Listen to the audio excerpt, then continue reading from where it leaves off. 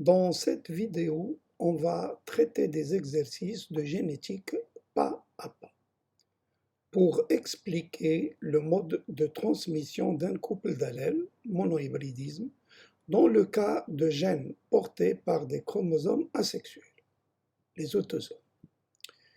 Ainsi, on va traiter les points suivants. On va commencer par un exercice de dominance totale, puis un deuxième exercice qui explique la codominance, et un troisième pour expliquer le cas de gène létal. Et pour terminer, on va faire un bilan pour résumer ces trois modes de transmission de l'information génétique.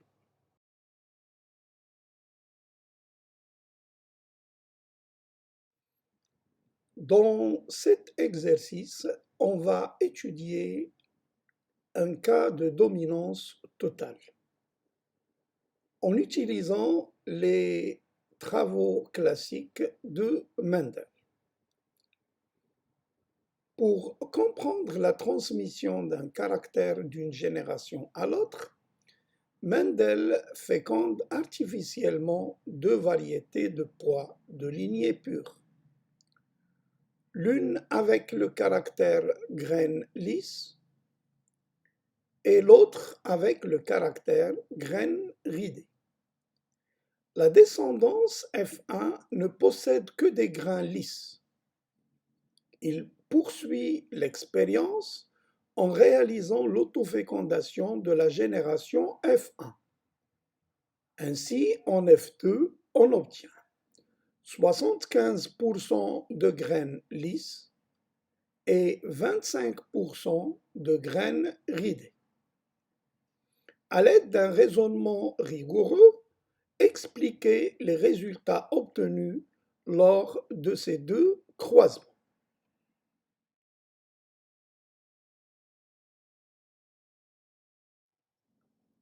La réponse à cette question nécessite l'utilisation des données expérimentales, aussi bien du premier que du deuxième croisement. Commençons par le premier croisement. Quelles sont les questions qu'on peut se poser pour réaliser une interprétation chromosomique correcte? La première question est la suivante. Est-ce qu'il s'agit d'un monohybridisme ou d'un dihybridisme? Autrement dit, est-ce qu'on étudie un ou deux caractères? Et quels sont le ou les caractères étudiés? En utilisant les données de l'exercice, l'expérimentateur s'intéresse à un seul caractère. Il s'agit de la forme des pois qui peut être lisse ou ridée. Donc, un seul gène entre en jeu. On en déduit qu'il s'agit d'un monohybridisme. La deuxième question est la suivante. La génération F1, est-ce qu'elle est homogène ou hétérogène? Et que peut-on déduire? En utilisant les données de l'exercice, on constate que la génération F1 est homogène, car on obtient 100% de pois lisses. Ainsi, on déduit que les parents sont de race pure, selon la première loi de Mendel. Et la dernière question, quels sont le ou les allèles dominants et récessifs? En utilisant les données de l'exercice, la génération F1 est formée de pois lisses seulement. On en déduit que l'allèle responsable de l'aspect lisse des pois est dominant et on le représente par une lettre majuscule, grand L, sur l'allèle responsable de l'aspect ridé, qu'on représente par une lettre minuscule, dans ce cas petit r.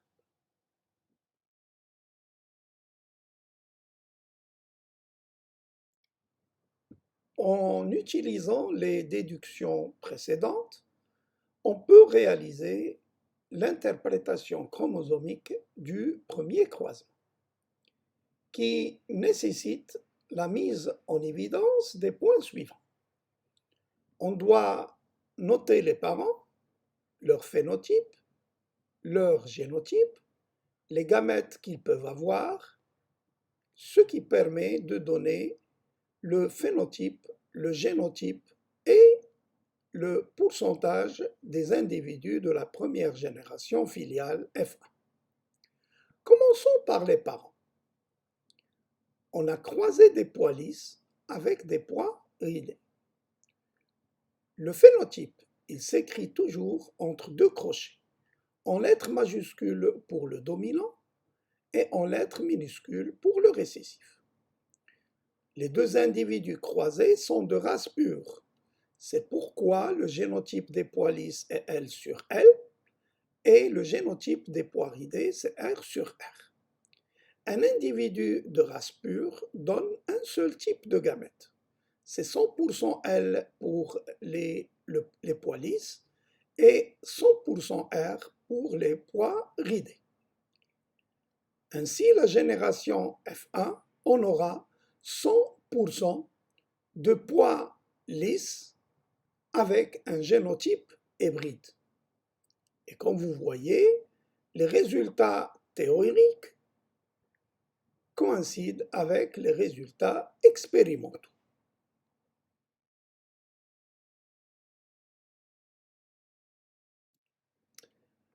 L'interprétation chromosomique du deuxième croisement nécessite aussi les données précédentes.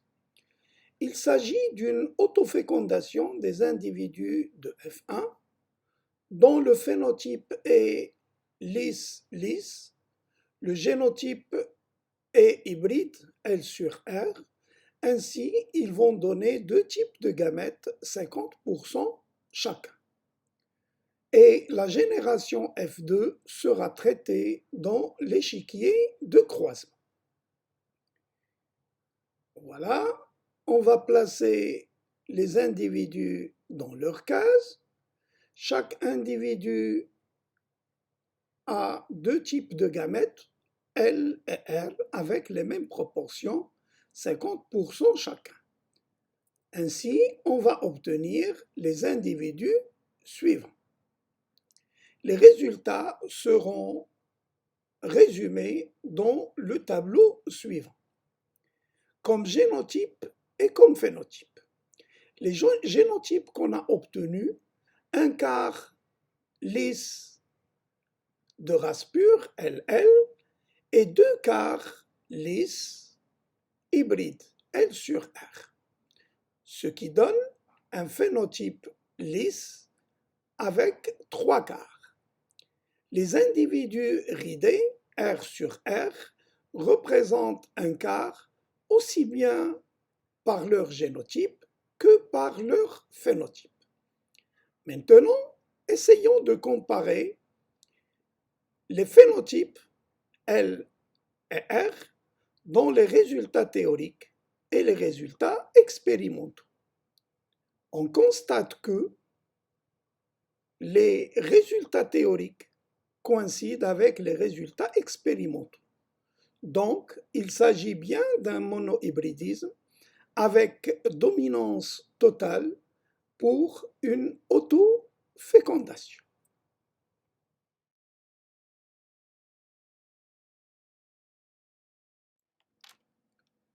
Dans cet exercice, on va étudier le cas d'une codominance. On croise à la génération parentale P une fleur rouge et une fleur blanche de la belle de nuit. Et on obtient à la première génération F1 des hybrides roses tous semblables. Dans le cas d'une autofécondation à la seconde génération F2, on obtiendra des plantes à fleurs rouges, blanches et roses, selon les proportions suivantes. Un quart des plantes à fleurs rouges, un quart des plantes à fleurs blanches et la moitié des plantes à fleurs roses. Quelles conclusions pouvez-vous tirer de ces résultats?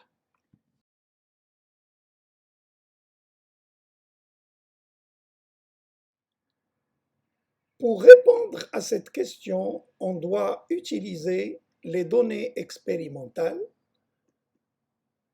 aussi bien du premier que du deuxième croisement. pour pouvoir réaliser une interprétation chromosomique correcte. Commençons par le premier croisement. Quelles sont les questions qu'on peut se poser? La première question, s'agit-il d'un monohybridisme ou d'un dihybridisme? En utilisant les données de l'exercice, on constate que l'expérimentateur s'intéresse à un seul caractère. C'est la couleur des fleurs qui peut être blanche, rouge ou rose. Donc, un seul gène entre en jeu. Il s'agit donc d'un monohybridisme. Pour la deuxième question, la génération F1 est-elle homogène ou hétérogène? Selon les données de l'exercice, la génération F1 est homogène et elle est constituée de 100% de fleurs roses. On déduit que les parents sont de race pure. Et pour la dernière question, quel est l'allèle dominant et l'allèle récessif? En utilisant les données de l'exercice, on constate que la génération F1 est formée de fleurs avec un caractère intermédiaire entre les parents. On déduit qu'il s'agit d'une codominance.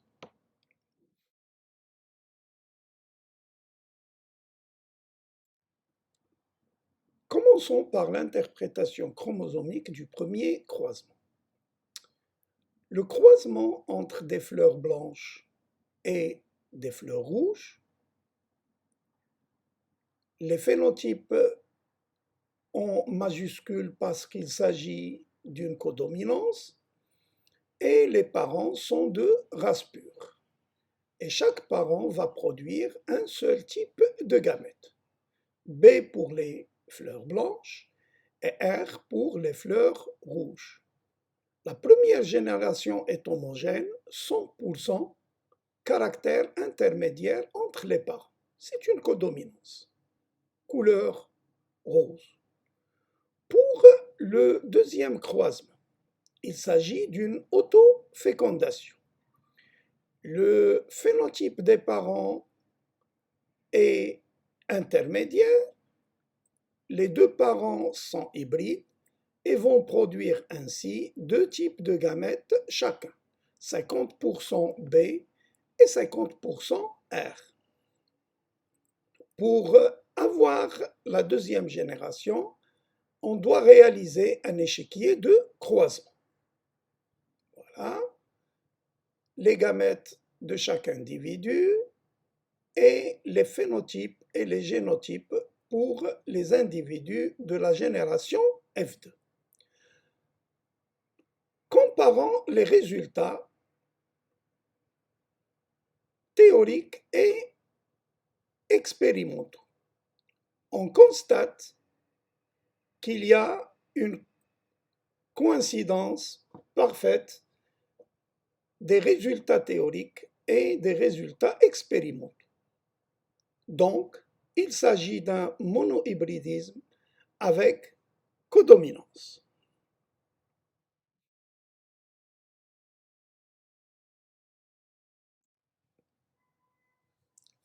Exercice 3. Cas d'un gène létal. Les souris sauvages sont de couleur gris sombre. Une mutation appelée yellow se traduit par un pelage de couleur brun clair. Si une souris yellow est croisée avec une souris homozygote sauvage, on obtient toujours 50% de souris grises et 50% de souris yellow. Si l'on croise deux souris yellow entre elles, on obtient 2/3 des souris yellow et 1/3 de souris grises. Question. Montrez que ces résultats s'expliquent parfaitement si on considère que le génotype homozygote yellow est létal, c'est-à-dire n'est pas viable.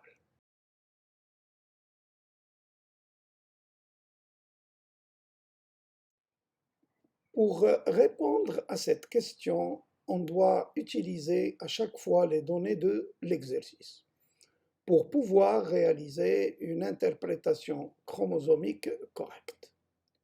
Commençons par le premier croisement. et essayons de répondre à quelques questions. Tout d'abord, est-ce qu'il s'agit d'un monohybridisme ou d'un dihybridisme?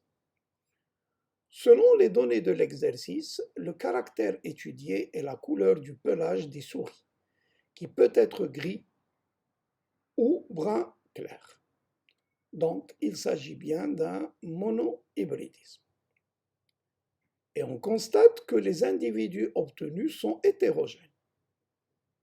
La première loi de Mendel n'est pas confirmée. Donc, au moins l'un des deux parents est de race hybride. Et selon les données de l'exercice, les individus sauvages sont de race pure. Donc, le parent yellow est de race hybride. Et il possède à la fois un allèle yellow et un allèle sauvage. Et puisqu'il a un pelage yellow, donc l'allèle responsable de la couleur du pelage yellow est dominant. Et on va le représenter par un B majuscule sur l'allèle responsable de la couleur du pelage gris et qu'on va représenter par une lettre minuscule.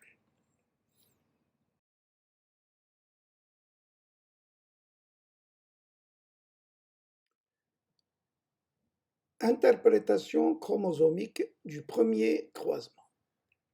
Les parents qu'on va croiser, ce sont des souris yellow et des souris grises. Le phénotype est grand B pour les souris yellow dominants et petit g pour les souris grises récessives.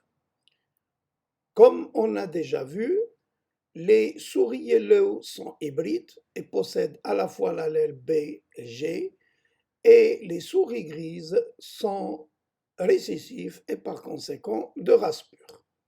C'est pourquoi les souris yellow vont produire deux types de gamètes, 50% grand B et 50% G, alors que les souris grises, 100% de gamètes sont petit g.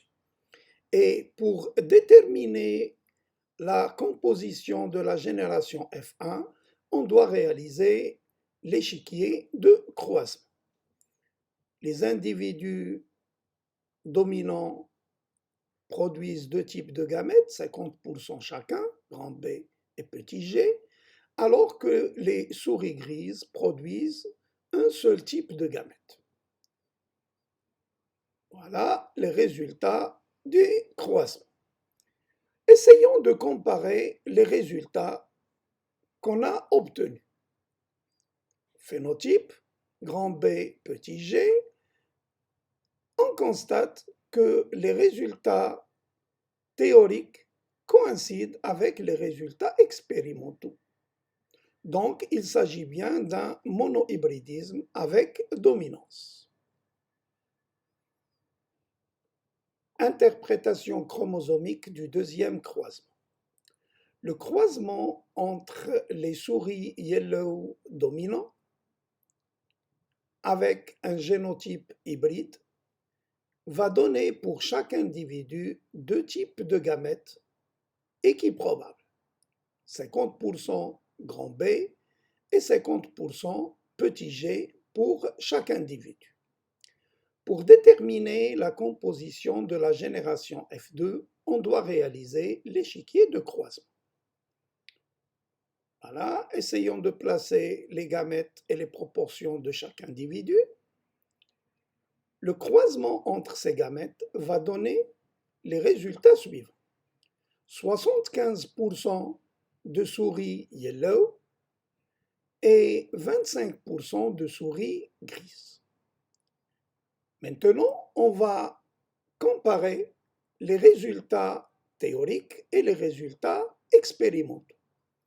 Théoriquement, on a obtenu 25% de souris yellow de race pure, bébé, et 50% de souris yellow de race hybride, BG, c'est-à-dire 75% de souris à phénotype yellow, grand B. Pour les souris grises, on obtient seulement 25%, elles sont de race pure. Mais les résultats expérimentaux sont différents, car on obtient 2 tiers de souris yellow et seulement 1 tiers de souris grise. Pour que les résultats théoriques coïncident avec les résultats expérimentaux, il faut considérer les individus yellow, grand B, de race pure, BB, comme gène létal. Et comme ça, en éliminant ces individus, les proportions vont changer et on aura les mêmes résultats expérimentaux.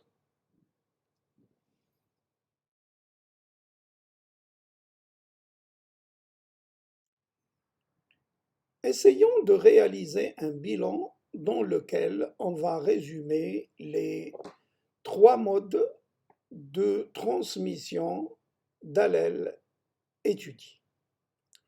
Dans le cas d'une dominance totale ou dominance absolue, voilà les individus qu'on va obtenir en F1 et en F2. Dans le cas d'une codominance, les résultats obtenus en F1, c'est l'apparition d'un individu dont le phénotype est intermédiaire entre les parents. Et en F2, voilà les résultats obtenus. Et dans le cas d'un gène létal, les résultats sont les suivants.